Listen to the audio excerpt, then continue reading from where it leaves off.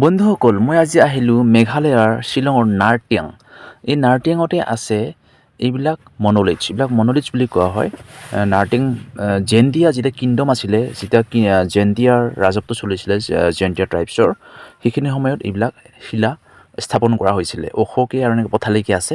তো তেওঁলোকৰ কোৱা হয় তেওঁলোকে যেতিয়া ৰজাৰ দিনত কিছুমান যুদ্ধত জয় হৈছিলে তেতিয়া মানে এইবিলাক শিলাবিলাক স্থাপন কৰিছিলে।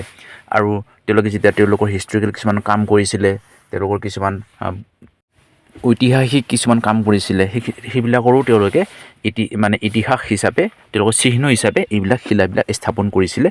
আৰু তাতোকৈ ডাঙৰ আৰু চবচে ভাবিবলগীয়া কথাটো হ'ল এইবিলাক হয় 1500 খ্ৰীষ্টাব্দৰ পৰা 1835 খ্ৰীষ্টাব্দত যেতিয়া মানে জেণ্টিয়া কিংডম চলিছিলে, তেতিয়াৰ দিনত এইবিলাক স্থাপন কৰা হয়। কিমান পুৰণি দিনৰ কথা, কিমানটা প্ৰজন্ম কি পাৰ হৈ গ'ল। তাৰপিছত আজি মই আহি এই জেগাত মানে উপস্থিত হৈ এইবিলাক শিল চুই চাই ফিল কৰি কি যে অনুভৱ কৰিছোঁ নহয়, কিমানটা প্ৰজন্ম গুচি যায়, কিমানটা আহে, কোনো গেৰেণ্টি নাই।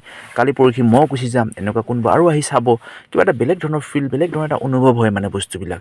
তো আপোনালোকেও আহিব নাৰ্টিয়াঙত।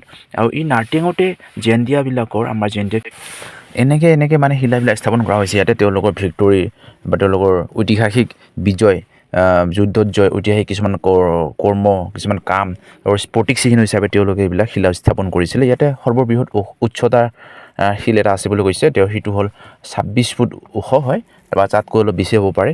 আৰু সেইটোৰ নামো দিছে তেওঁলোকে, সেইটোৰ নাম হ'ল মৌ লং চিম। তো ভাল লাগে ইয়াত আহি, আৰু বহুত পুৰণা কিছুমান কথা ফিল কৰিব পাৰি।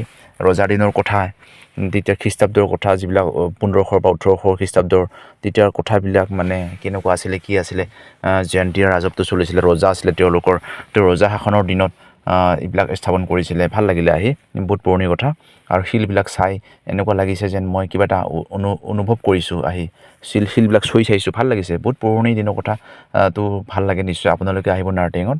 আৰু ইয়াতে জেণ্টিয়া গাঁও আছে, হিন্দু গাঁও আছে। আৰু ইয়াতে আপোনাৰ হিন্দু মন্দিৰো আছে, জেণ্টিয়া টেম্পল, যিটো দুৰ্গা মন্দিৰ।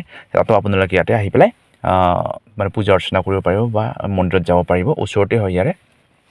মই গ'লোঁ, চালোঁ। তো আপোনালোকক মই শেষত ভিডিঅ' দি দিম বাৰু। মন্দিৰত গৈছিলোঁ মই, দুৰ্গা মন্দিৰত জেণ্টিয়া এই নাৰ্টিয়াঙত। তো গতিকে আপোনালোকে আহিব, আৰু ইয়াতে আহিলে এই মনলিথবিলাক চাই যাব, অলপ উপভোগ কৰি যাব, কেনেকুৱা কি ফিল কৰি যাব। আৰু লগতে মন্দিৰত গৈ পেলাই অলপমান মাক দৰ্শন কৰি যাব। তো সেয়ে মোৰ লগতে মই এটা চেল্ফি উঠি দিলোঁ এনেকৈ ইয়াতে, ভাল লাগিলে মোৰ।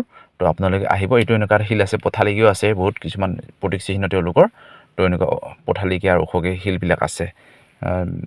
তো এইবিলাক বহুত ইতিহাস হয়। তো আহি ভাল লাগিলে মোৰ আজি। মই চুই চালোঁ এনেকৈ, ধুনীয়া একদম, বহুত বহল হয়। তো আপোনালোকক মই এতিয়া মন্দিৰটো দেখুৱাই দিছোঁ বাৰু, যিটো হিন্দু মন্দিৰত মই গৈছিলোঁ। আপোনালোকে আহিব।